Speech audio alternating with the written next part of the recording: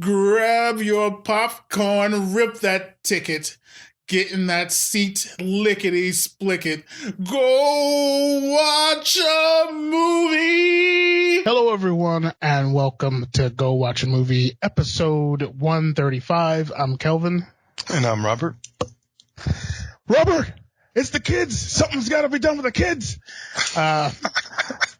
That only has something to do with this movie because of the kids, and we'll get to that later. We're doing The Lodge today, a horror thriller psychological thing, but we'll be getting to that. But first, a little bit of entertainment news.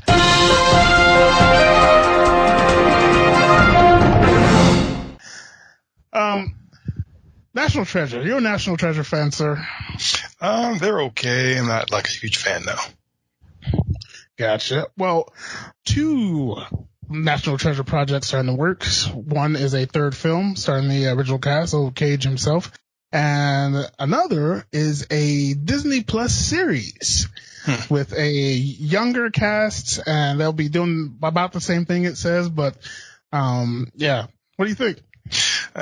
Once again, I wish people would make new content instead of just recycling old stuff. Even if it's good old stuff, let's do something new. I kind of agree with you. I really enjoy the movies, and I will be watching the third. You know, it's Cage at his good times. You know, he's not caging out. Right. He's actually acting, and because he's a big history buff or sort of read. But yeah, so I don't mind those at all, and I like history myself. So you know, we're going to steal the Declaration of Independence. So I'd rather watch Cage out myself. You prefer the beast? Yes. I prefer the beast. Yes, absolutely. I gotta say, I'm not gonna shy away from caging out. I enjoy it. It's just that's what I go to Cage for. I go for him to cage out. I don't want to go for him to see him all tamed. You know, tame little tiger in his cage, not doing anything. No, I want Cage. Nobody puts Cage in a corner. Moving on. Swamp Thing, the very short-lived DC Universe show, has actually been picked up, acquired by CW. What do you think, sir? Did you watch the original at all? Or? You know what? I almost purchased that, but I didn't, and I kind of regret it. I think I'm gonna go back and watch it because I do like Swamp Thing. And I do remember that old TV show on USA. I can like it. Yeah, so I'm probably gonna check this one out because I do like that character. Yeah, so now would be the time, you know, get caught up on what they did over there, because I'm assuming they're not going to reboot it. Yeah, but then I'm thinking, what if CW takes over? Are they going to ruin it? They have been known to do that. I'm sure they're all good folks. I'm not saying that's what they do, but I'm just saying, but what if they ruin it? What if I get the original and watch it, and it's just like, oh man, this is great. Can't wait to see more. And then CW pops up, and then it's like, oh no, what did they do to it? Because from the Titan show, the DC Universe does do things a bit grittier, and I don't think the CW does. So there's that. But take that with a grain of salt. But it is a great character, and he should be represented in some way. So happy to see him living on. You can't stop the green. The Grudge. This series won't go away. It's almost like it's holding a grudge. Right. Waka, waka, waka. I made that joke. I had to. We were all thinking it. You just said it. Exactly.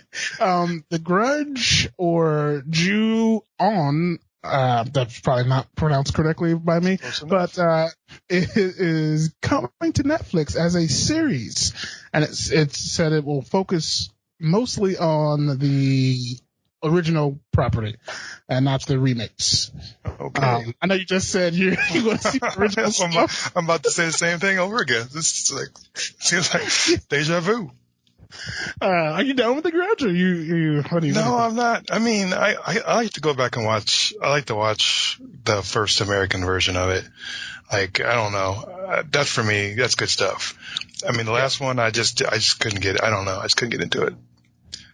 No, I like the idea. I like the idea of it, but yeah, no. little kid. I don't know why. I don't know why he does. But yeah, I mean, does he haunt you in your dreams? He does. Like after I watch those for a few nights, I'll just see him in the corner. No, why are you doing that? Stop! It doesn't make any sense. You're a people, not a cat. Or is he? Dun dun dun. That's the entire secret of the grudge. It's an evil cat spirit that just wants to be released. That's it. We solved it. Yay! Now you can get some sleep. Yes, you're released, my little spirit friend. But yeah, that will bring us to let's discuss the showbiz.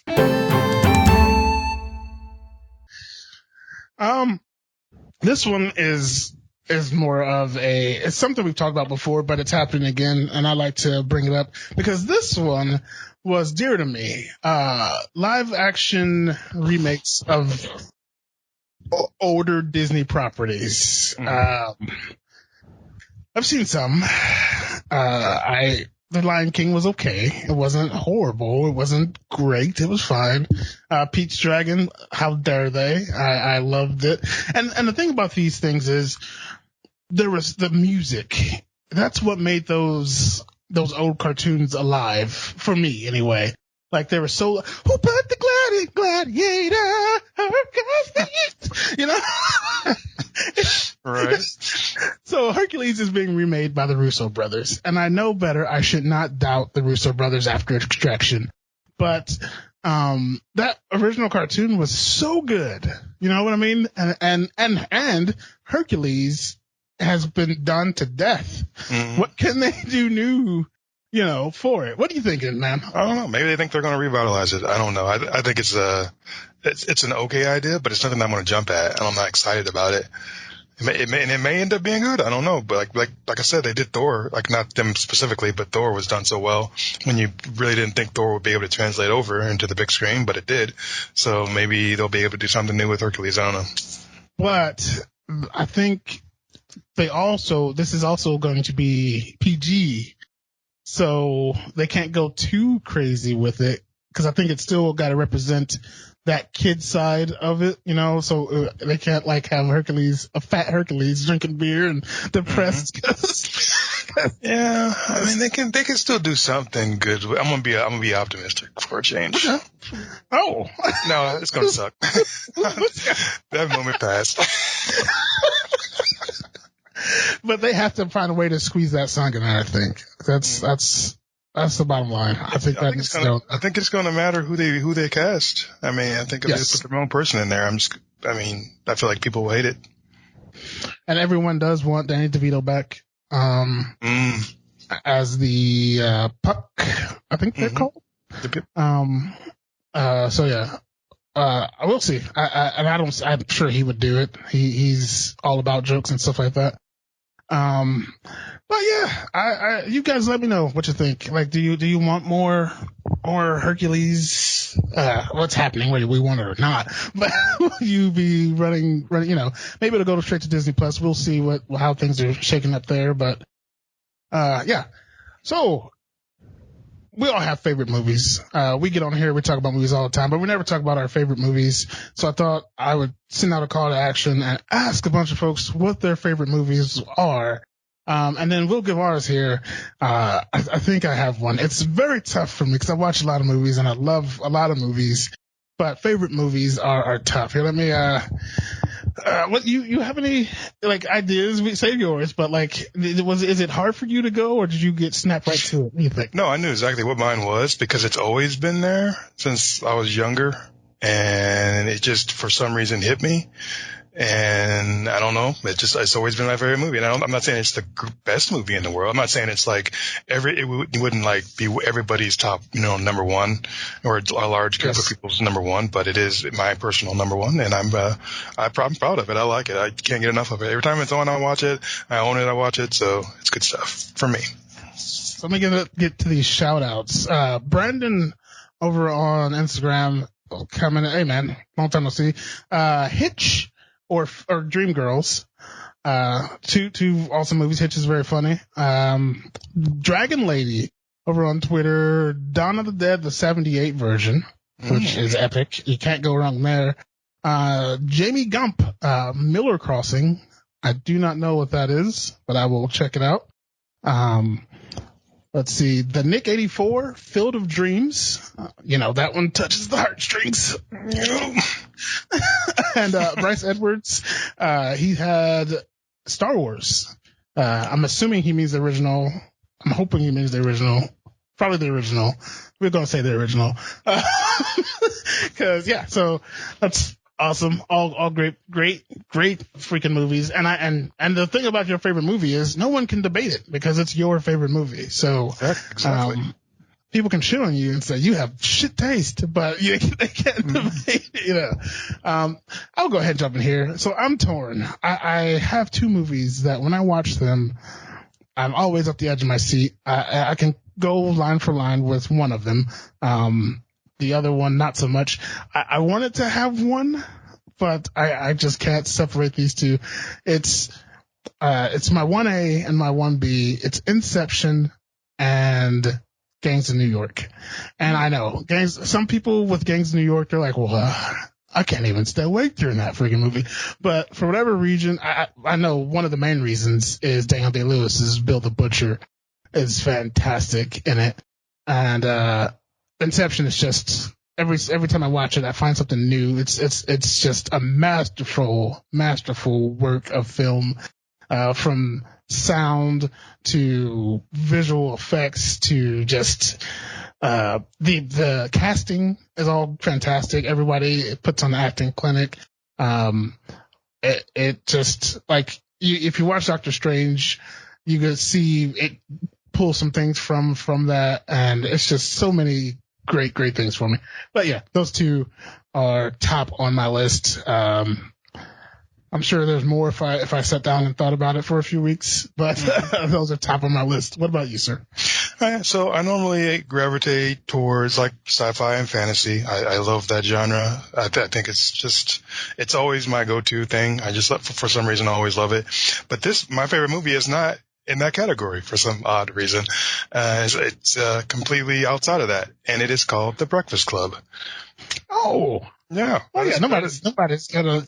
You said somebody's gonna debate that. I think so. I think there's people out there that will debate that. Yes, but that is my favorite movie. I loved it since I first saw it. I think it's just amazing. I don't know why. It's just I can always watch it. I never get bored of it. I can sit there and then say half of the lines with them right on cue. I just love that movie. I don't know what it is. It just touches me. I think it's a great piece, and that's my favorite. Yeah. I was gonna say, man, this thing has stuck with you from a kid, but I can see why. Like, that movie is pretty timeless. Like, you can watch it now. I bet everyone can find something to relate to that movie. It's such a fantastic movie. But awesome. I'm going to try and do little things like that. Maybe we'll come up with top fives or something like that. But yeah, and keep on responding to that post. I may retweet it and repost it because I love to see people's taste and their favorite movies. And like the Miller Crossing, I want to check that out. So yeah, thanks to all of you who responded to that. That'll bring us to trailers.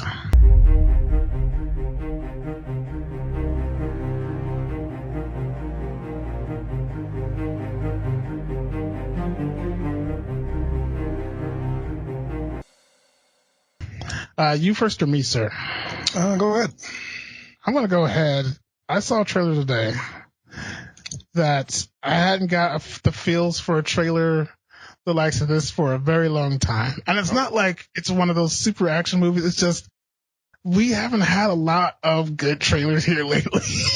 But this one, I was like, oh, holy cow. And yeah, Unhinged. This is Russell Crowe coming back to Rare Farm. And holy cow. So there's a big gray pickup truck sitting at a stoplight, and the light turns green. Lady and her kid pull up behind it. She's having a bad day. He pulls up. She starts honking because he won't move. And it shows him just sitting there like looking distraught.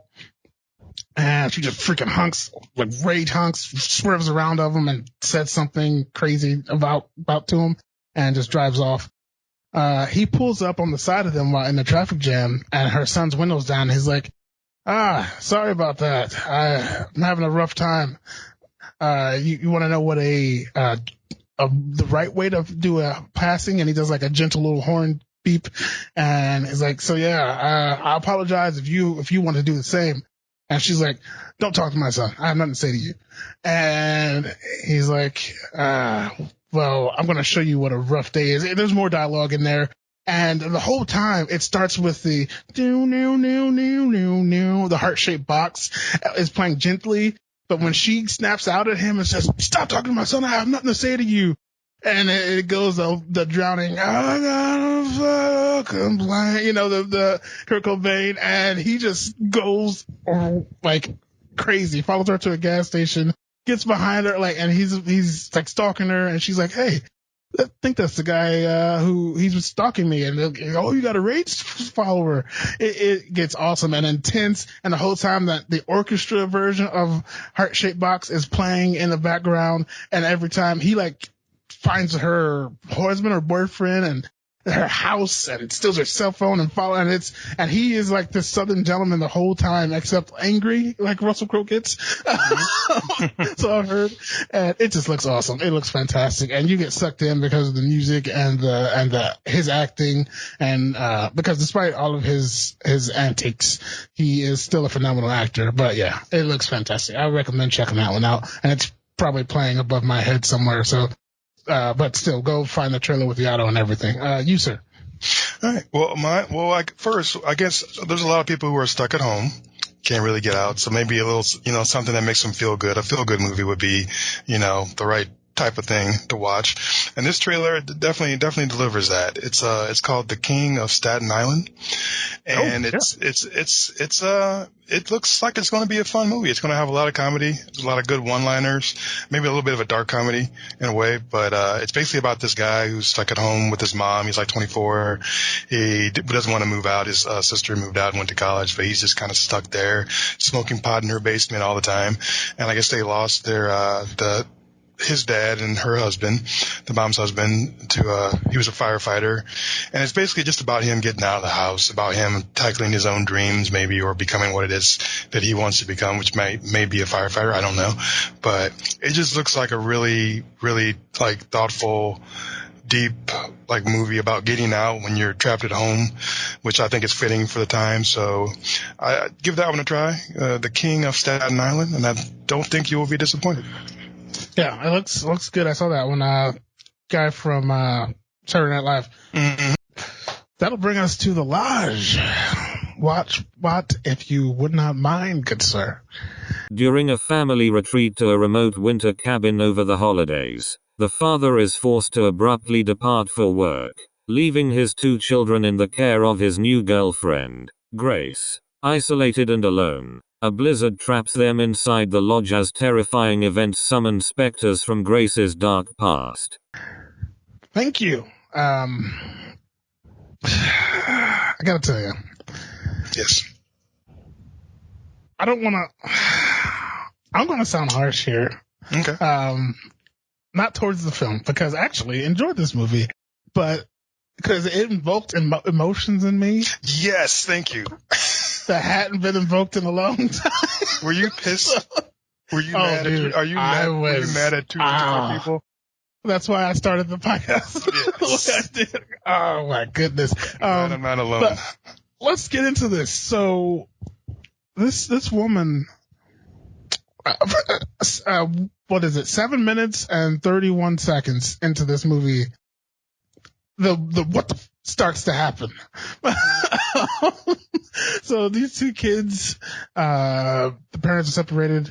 And I love the use of the dollhouse throughout this movie. I thought that was phenomenal. Very, very similar to Hereditary in a way, but more. Yeah. Because this one was more, this is very kiddie in regards to the dollhouse, whereas Hereditary was more adult because it was actually her pieces of artwork as opposed to just, someplace for kids to play, which makes it seem more innocent in this version. I think Hereditary did it better just because I'm a fan of that movie, but I also really did like the use of that in this one. It was a nice, or maybe it was a nod, I don't know, nod to that. Yeah, it might have been, but this movie has some amazing symbolism. They chose the right objects and movies and other items to use to express what they wanted to tell. Like the more of the story was being told with items and objects and things. I love that about this movie, and the acting was all great.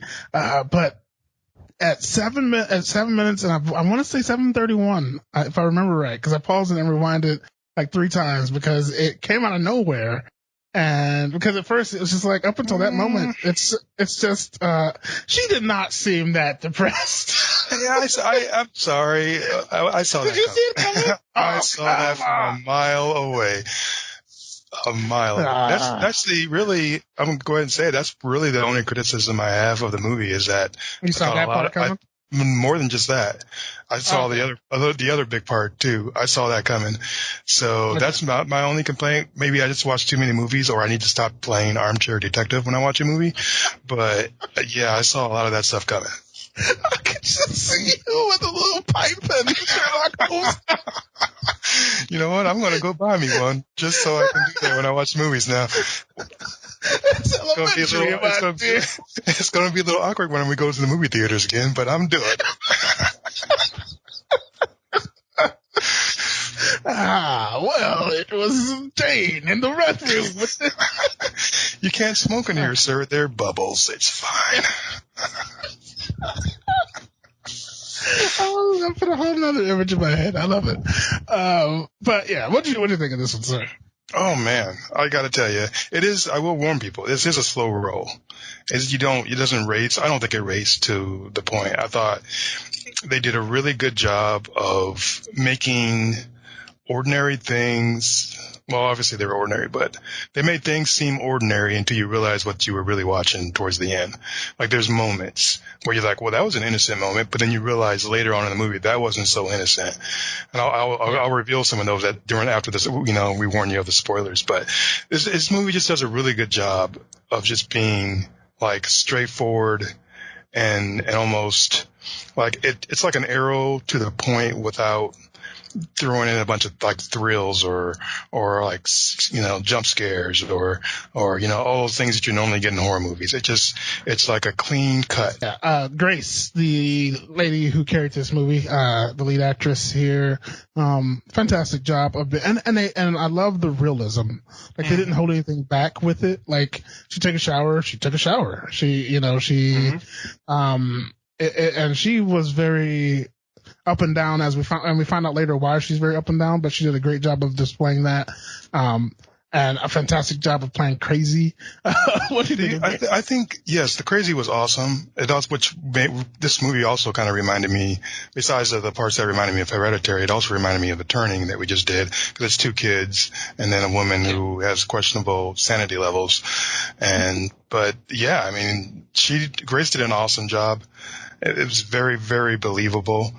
I think the trailer kind of fooled us a little bit and making us think, spoilers, if there's just a spoiler, that there was going to be more, that there was going to be more supernatural in this movie than what actually was, and when it wasn't really a supernatural movie. But it kind of tricked you into thinking that's what that's what the trailer kind of looked like to me. I thought, oh man, there's going to be some spooky stuff going on here, but it was more like more psychological than anything. So, yeah. Yeah, I gotta agree with you. Because this was one of your trailers, I believe. But yeah, they did a great job of masking what it really was, which it's hard, I guess, seemingly hard for people to do these days, because most trailers are like, this is the whole fucking movie. Mm-hmm. But Aiden, Mr. Aiden, Knives Out, It. What'd you think of him? He did a terrific job of playing the character he was supposed to play. He seemed super believable. He seemed like when he was angry, you felt like he was really angry. When he was sad, you felt like he was sad. I wish he would have, sorry to cut you off. I wish he would have, like, there were times where she's like, what's going on? And he's just like sitting there like, He doesn't respond. I felt like that was super realistic though. I felt like that's what he would have actually done. What a kid would do. Yeah, maybe just trying to ignore her or pretend like she's not there. I guess I've been around enough of the little rodents. Mia? Yeah, Mia did a decent job. I thought especially her scene right after the first bad thing happens and she's crying in bed, about how someone's not going to go to heaven and how, Daddy didn't understand. That scene was really, her performance right there was really, really good. I thought that was, because sometimes that doesn't always come across right when a kid's doing it. But that one was just dead on. So I got to give her props for that. Let's go ahead and get into spoiler territory. Cause to get to the grit of this movie, you kind of have to. So spoilers. So you saw the mom suicide coming. I saw that coming from a mile away. Just gone. And I was like, cause I was sitting there at first, I forget what I was doing. I was messing on my phone or something and looking up. And then all of a sudden I heard a gunshot. I was like, what? First off, the dad apparently likes emotionally challenged people. Okay. And at the very beginning of the movie, you see the mom who, is obviously being pushed to the side for a younger girl. She starts crying. It's like she just breaks down all of a sudden. Then she snaps out of it and then she's okay for a little while. So you can tell, okay, this one's got, a little, I'm not saying bipolar issues, but she can go up and down pretty quick. So that was your first clue. And then as you go along and you see what's happening to her and you see her in that, and they're standing in the kitchen together and she knew the girl was there even though he said that she wasn't when she snuck out the back or whatever. You could just kind of see it on her face. She's just processing all this information and then he finally just blurts out what's going to happen. And it was obvious when she got there, she was putting all her makeup on. She was trying to make herself look good for him because she was hoping that there was still going to be a chance because this guy obviously gets under your skin. He has that ability. He's an intelligent man. He can trick you into thinking you're the most special thing in the world and then drop you like a bad Did he come off that way? I thought he did. He was like a writer. He was like, he seemed like he had this, even his stare. It's like he had this, I'm all powerful. I'm going to get what I want, but eventually I'm going to move on to something better. He did seem arrogant. I don't know if he's cause clearly they had a long relationship. Maybe there was, infidelity there. Maybe he cheated on her or something, with this new chick. Cause clearly they have 2 kids. They were married for a while, I don't know. So I think she was just the young. First of all, we're kind of passing over. Alicia Silverstone played yes, which I was surprised to see her because I don't think I've seen her in a while, but that was pretty awesome to see her first. But then after that, you could kind of tell she was just the young thing that because he's like a kind of a successful older man, kind of not completely old, but slightly older man. So you could tell he was kind of, she was, bedazzled by him and then eventually just discarded. So you could kind of see that all played out, especially with her performance, the way she, but I did see it coming, but yeah, it was good. Man. Let's go and get to the lodge. We're at the lodge. We're talking about the movie, The Lodge, but get to the lodge section of the movie. Did you think it was a bad idea that he, after 6 months, just leaves his kids in a snowy, just desert, almost you can't get to the area with, the woman that he obviously wants to be with, that he left the mom for, that just died? Do you think that was a good idea, or do you think that was a horrible idea? I think at least come in 2 cars. Have her meet you there, cause things could have gone bad to the point where the kids aren't taking to her I hope they would.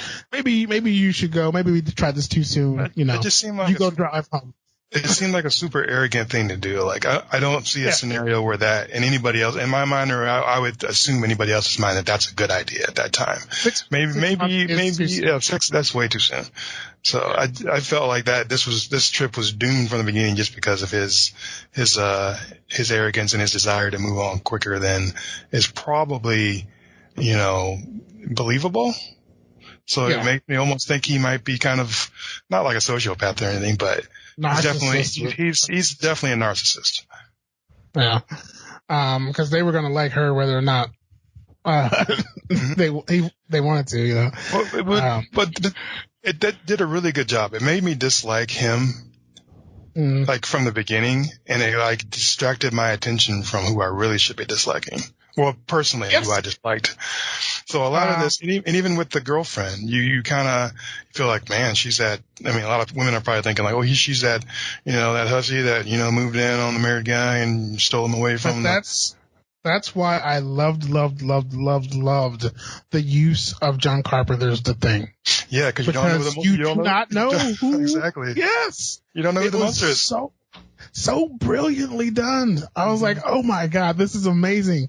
And at that moment, I was like you at that moment. I was like, okay, she's fine.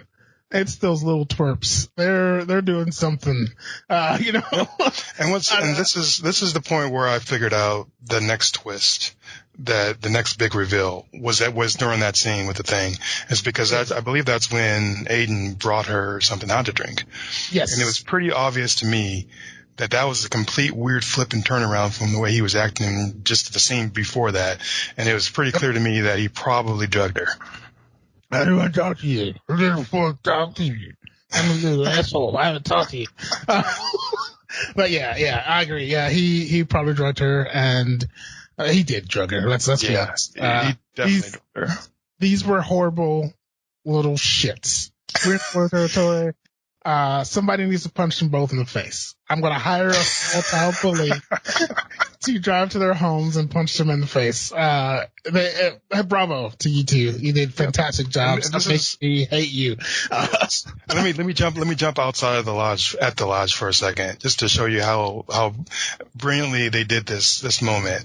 There's a scene where she's crying in bed, right? Mm-hmm. And then he comes in and he's standing in the doorway. The dad's trying to console the daughter and can't do it, so he leaves.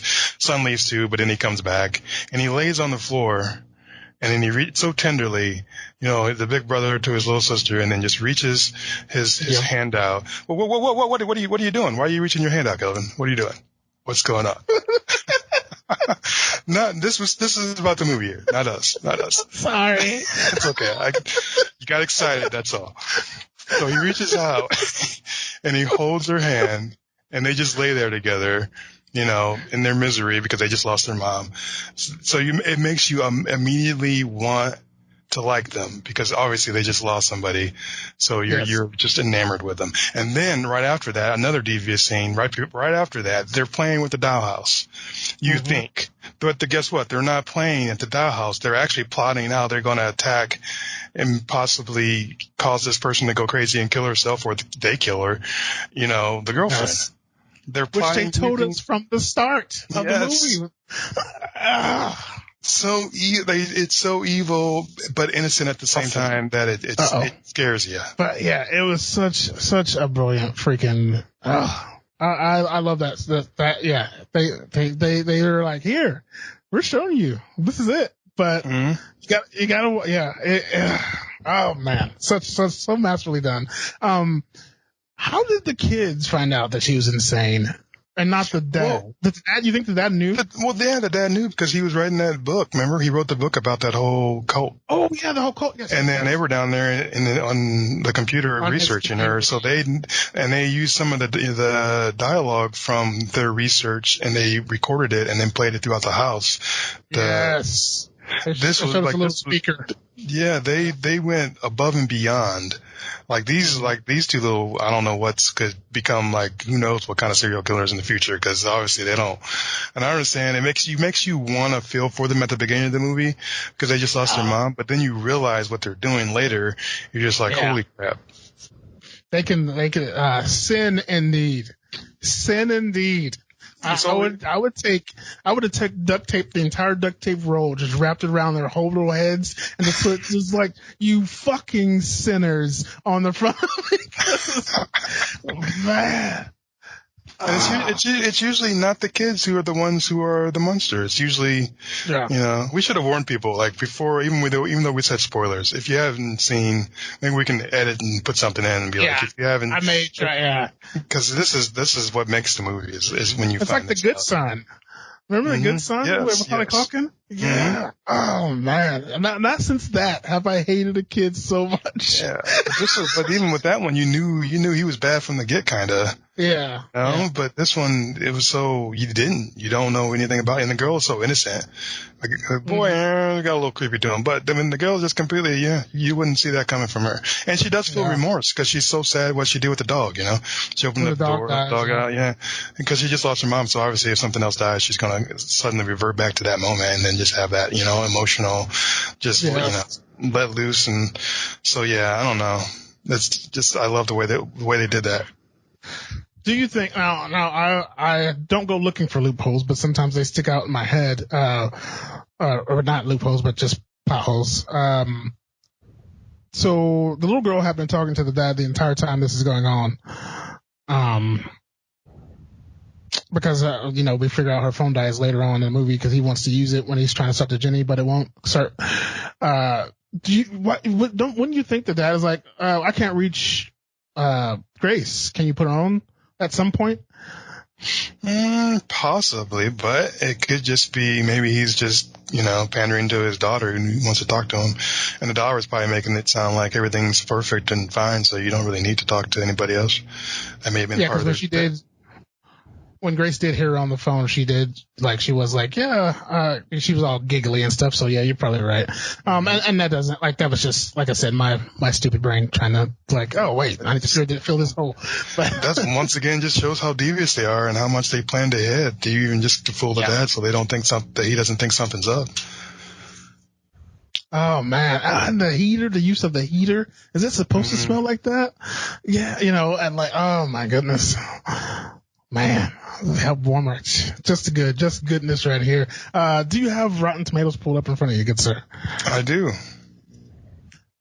And the tomato meter is 74% fresh. Oh. And the audience score, surprisingly to me, is only 51%. So only roughly half the people loved it, and the other half just didn't care for this particular type of horror. I maybe they're looking for, like you said, the trailer may have misled some people. It was a little misleading, but that's okay because it made me enjoy what I actually got to see a little bit more because I didn't get what I was expecting. Exactly. I loved it. That was fantastic. Go watch Not For You, sir. Absolutely go watch. I think I'm not saying this is like the new norm for horror movies, but it's definitely. It's funny you mentioned that because that's actually a tagline. This is the new norm. I literally read that. This is the new normal norm. I don't feel like it's the new norm. However, I do feel like it's a standout piece and it's definitely worth checking out. It is. Go watch for sure for me as well. Very good film. Gets you thinking, and that's what I love about the movie. You can get me thinking and creep me out sometimes and infuriate me. Because screw you kids. This chick walked miles in a circle. That's the one part they didn't have control of because she could have died out there. I think that's what they wanted because when she leaves and then the boy very quietly is like, oh yeah. He really did want her to go, but he's like, oh, don't leave. But he really did. And it wasn't hard to drive her crazy. Just take away her medication and do the stuff they did. It's like in the Batman movie when the Joker is like, drive somebody crazy. It's like all it takes is a little. It's like gravity. All it takes is a little push. Yeah, I love that. I forgot about that. No. Oh. No. That's what I said to my dog all those years ago when I let him escape the house. What? Oh, Rex. Where you can find us at GoWatchMovie.com, the one-stop shop for all things entertainment. The trailers we talked about will be they're both already there, I do believe. They're both of those trailers are there. The news is there. We talked about, the podcast is there. The podcast can also be found anywhere a podcast can be played. Leave a review, a like, and all that jazz. Those help out so much. Spotify, Apple Podcasts, we're on iHeartRadio, now as well. Literally, if you can find a podcast, we're probably there. And on YouTube, big things are happening over there on YouTube. We love that, the likes and subscribes and comments and all that stuff. Thank you guys so much for that. Yeah, that's everything for The Lodge. Go watch that one. Check it out. It's out on VOD now everywhere. That's it. I'm Kelvin. And I'm Robert. Go watch a movie. Hercules! Grab your popcorn, rip that ticket, get in that seat, lickety split it. Go watch a movie.